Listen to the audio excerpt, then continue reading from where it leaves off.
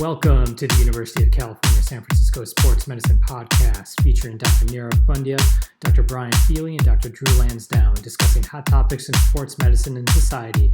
We hope you enjoy our podcast and look forward to hearing from you. Welcome to this week's 6 to 8 Weeks podcast. Today I'm joined by John Shields. He is an expert in hip and knee replacement from Wake Forest. Now, John wears many hats. He's an extremely busy joint replacement surgeon. He's a well-known researcher. He's the vice chair for quality in his department, and he's an orthopedic influencer on social media. Joint replacement is the final common pathway for people with advanced arthritis. We see it in people in all walks of life, from the relatively young to the people in their 80s and 90s where their hips and knees have just worn out. It's so common that there are over 800,000 knee replacements done every year in the United States. Now, that's a hard number to fathom. So another way to think about it is that there are about 2,200 knee replacements done every single day in the United States. What's even more scary is that that number is likely to triple over the next 10 years. And the numbers are similar for hip replacement, and they are catching up in shoulder replacement. So if so many people need this procedure, we need to think about ways to prevent arthritis, something we've talked about in the podcast with experts such as Farsh Gilak and Kelsey Collins. And we certainly need ways to lower our risk factors, something that people like Leon Scott tackle with diet and exercise. But as we get an aging population that wants to stay active, there's still going to be hundreds of thousands of people that are going to need their hips, knees, and shoulders replaced. John and I talk about his path into ortho. Trust me, it's a pretty cool story. His philosophies around hip and knee replacement, how to get patients to excel going into and coming out of their surgery, what activities they can and can't do, and also a little bit about what he does to stay healthy and happy in his incredibly busy practice. All right, John, welcome to our podcast, 6 to 8 Weeks. It's just me since Drew and Nirav are off in the OR. My first question is, why did you choose orthopedic surgery? When did you decide? Was this like you broke your leg when you were 3 and from that moment on you were only dressing in scrubs? What brought you to the conclusion that you wanted to be an orthopedic surgeon? I will say I don't have a classic story. I've never broken a bone, which I know is abnormal for. We moved across town when I was probably in the 7th grade or so. And I got sort of a lawn mowing business. And so I had a rule. If I used your mower, your gas, your equipment, I would mow any lawn for $20. And so I sort of picked up a lot of lawns. And one of the lawns I mowed was I'm actually that of an orthopedic surgeon. And he would come home and I would kind of hear about his day. And I thought, well, that sounds like a very cool job. And after, weeks and weeks and weeks, I just asked him one day, I was like, hey, is there any, and at the time I was in the 9th grade. And I said, is there any chance I could come to you and actually watch a surgery? And he said, yeah, sure. And he sort of, he made some calls. And I think back then, the rules were not quite what they are now. Exactly what I was thinking. And I went and I watched a surgery. I watched a hardware removal and I passed out on my first surgery. And then I sort of rallied and I watched like a knee scope and a shoulder scope and a total knee. I was like a general orthopedist. And I thought, this is really cool. I can wrap my mind around this. And then when I was 16 and I was old enough, I actually got a job in that operating room as like an orderly. And I worked in the operating room all through college and into med school, in my summers and my winter breaks. And I mopped floors and I moved patients and held for preps. And I always ended up in the orthopedic room. And I was like, this clicks. This feels right. Were you ever considering something outside orthopedic surgery, or were you pretty much, I'm doing ortho no matter what? So prior to orthopedics, I was going to join the military. I had this idea of I was going to join the Air Force, and I actually went to the recruiter's office. And after a quick sort of introductory meeting, it was pretty obvious that I stuttered, and they showed me to the door, and they said, "Nope, you can't join the Air Force. And so I was upset, and I said, well, clearly I'm not going to join the military, and I had to look for something else. And so then I was sort of thinking about like engineering or something else. And then when this happened, it was orthopedics. And honestly, it was orthopedics or bust. I went to med school, and the med school interviews, they said, what do you want to do? And I said, I want to go into orthopedics. And they gave me a hard time. And they said, well, what if you don't match into orthopedics? I said, I guess I'll go to business school or something. I don't know, but this is what I want to do. I don't want to do anything else. Yeah. So for the applicants that are listening, don't ever do that again. That only works for Dr. Fields. So you do hip and knee replacement primarily, correct? I do, yes. Okay. I want to talk a little bit about arthritis, because I think in the sports world, as I do almost all sports medicine surgeries and some shoulder replacements, patients really seem to think that getting a hip or knee replacement is a failure, that we didn't prevent the arthritis, or the patients did something wrong their entire life and developed the arthritis. Do you have, as somebody who essentially makes people feel better by putting joints in, what's your perspective on this? See, I don't think it's a failure at all. I think it's you always have another option.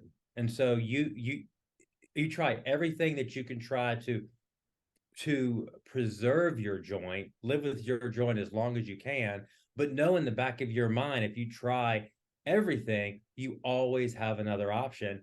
And it's a great option, and they work well and they do well. And so I don't see it as a failure. It's just, it's a plan B or it's a plan C, but you always have another option.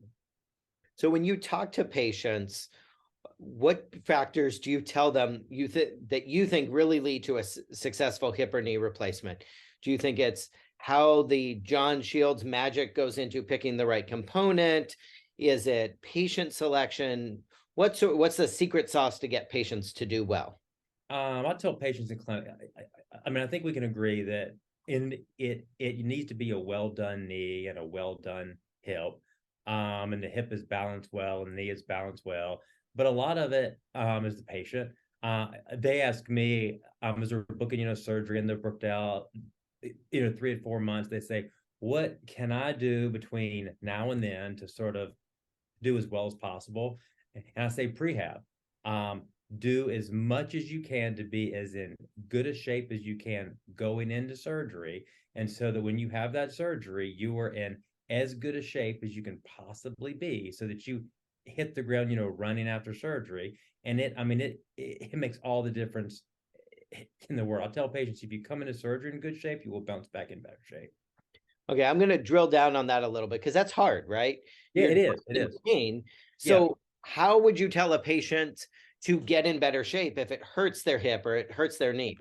So I have this conversation all the time. So low impact things, whatever you can do is what you do.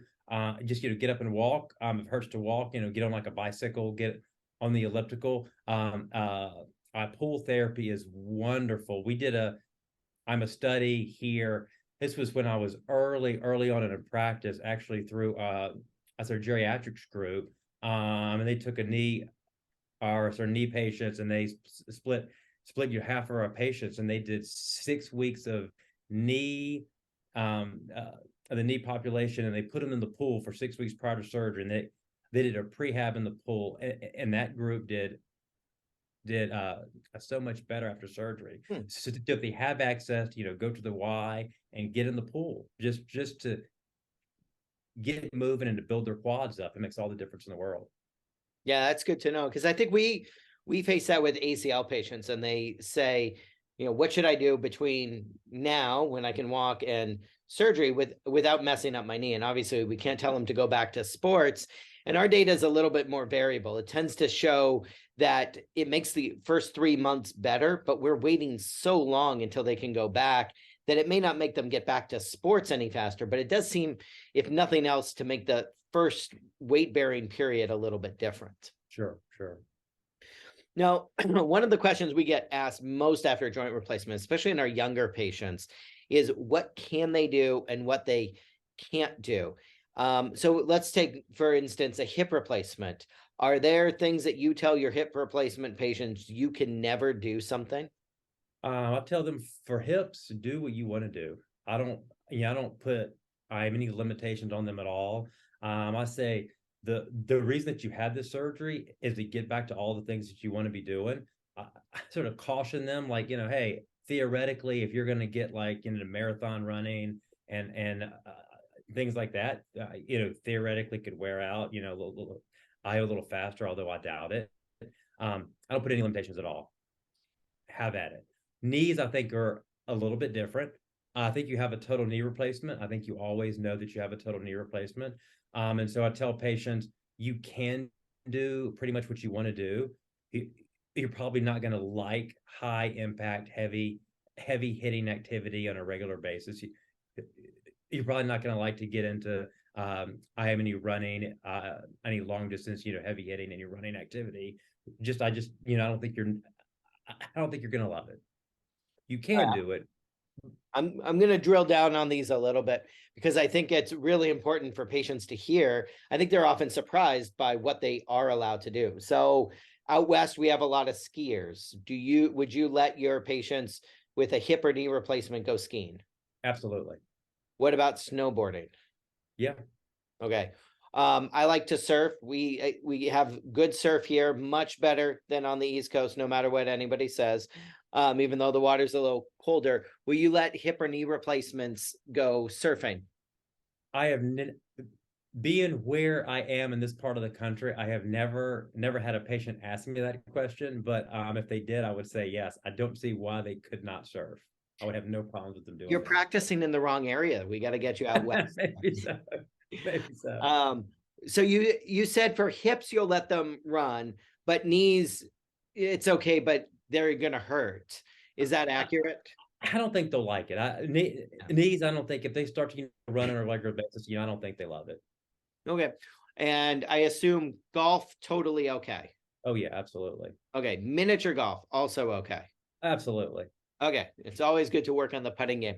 What about tennis? What do you tell people with like tennis, squash, racquetball? So hips have at it. For knees, I'll tell patients, if it feels good, do it. I am for knees, the running and the cutting, I say I'm like doubles over singles, but as long as you're comfortable, I think it's okay to do it. Yeah. I mean, I can't imagine people really not being able to alter how they play singles. And I don't know if you get this a lot. We get a ton of what's it called? Pickleball now. Yes. And I feel like that's a perfect sport because it's more about hand-eye coordination, quick movements. Absolutely. You don't have to run that far. So I think we'll see more and more people going out after their hips and knees, playing pickleball, and then seeing me for their rotator cuff tear when they fall down.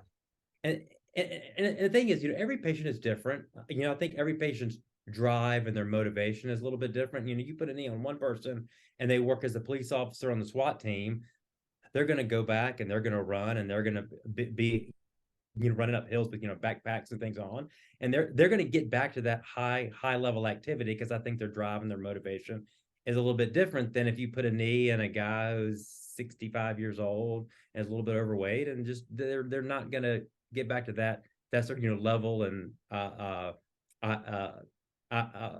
in that level of training. Yeah, totally.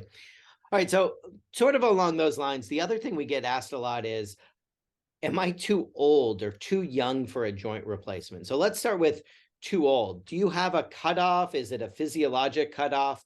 Or is there a certain age that you just say, no, I'm not going to do it? No. So I tell patients, I mostly age is a number. And I look at the comorbidities. I've got people in their 50s who I probably would not operate on just because the comorbidities. I always tell patients, I don't ever say no. I say not right now.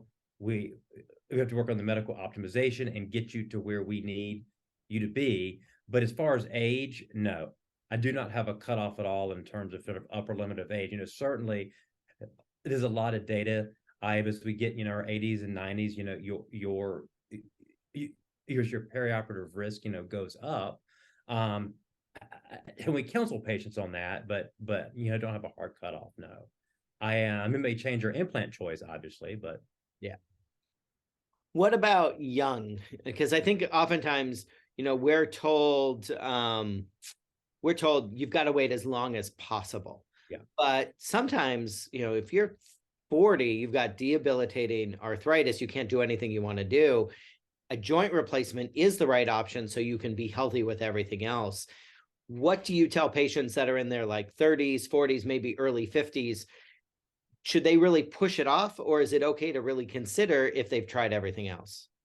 So, if they tried everything else, and this is the next logical move, I think it's a reasonable thing to do. For hips, I don't worry as much. I think you put a hip in a 30-year-old and you put a hip in a 90-year-old, hips do well, and hips are going to last a long, long, long time. And I do not worry as much. Knees, I worry a little bit more in young folks. I tell patients, if you're 50 and younger, there is a higher chance that you're not going to be as happy with your knee replacement. I think that the loads on that knee and the expectations on that knee are much higher. That knee probably is not going to last you as long, and there's a higher chance in your lifetime that we're going to have to go back in and do something to it. So I spend a lot more time on my younger knees. I am in my coaching and my counseling on the lifetime risk. All right, so we're going to transition a little bit. As a joint replacement doctor and wearing hats in academics and everything else that you do, what's the most stressful part of your job? I think the hardest part is I always feel like I'm letting somebody down. There, as you know, you're in the same role. You're in like admin, and you're in research, and your clinical side, and your family. And I'm every day, every week, I feel like I have to make a choice. It's almost like a triage, situation, and you have to pick that thing that you feel like you need to do the most. And that means that when you make a choice, you choose one thing, and another thing just sort of falls by the wayside, or you pick it up, later. Or you tell a person no, and I always like to say yes, and you tell somebody no, and you feel like that you let a person down. And I think that's the hardest part of my job, saying no to people. What do you do to make life more fun? So I know you as somebody that takes a lot of really good pictures, whether it's in the OR or areas that don't seem to have cities outside your house. What do you do to keep yourself sane outside of work? That's what I do. So part of keeping myself sane, hang out with my wife and my kids. I've got a 7-year-old, so an 8-year-old.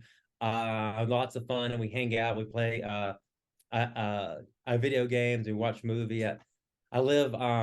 It feels like I live in the middle of nowhere, but it's not. All that far outside of the city. We take nature walks and get out and about to take pictures. And every time I pull out the camera and take pictures, my kids always roll their eyes at me. But hang out with the family, get outdoors, you take photography.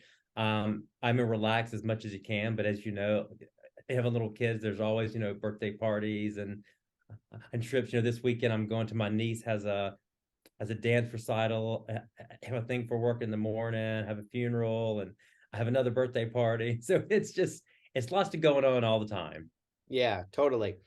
Now, last question. So some people may know you from Twitter. You have a huge following. How do you think social media is helpful in either building your practice, helping you just connect, or is it something you just do for fun? Mostly I do it for fun, but it has been huge. I feel like I've built a network on Twitter. I feel like there are lots of surgeons all over the world. I can call and ask for help, in a hard case, to look at implants. I've written papers with lots of colleagues all over the country through Twitter. I have learned a lot on Twitter. It has helped my practice. It has helped my patients. It has helped me grow as a physician, and really I sort of broadened my network.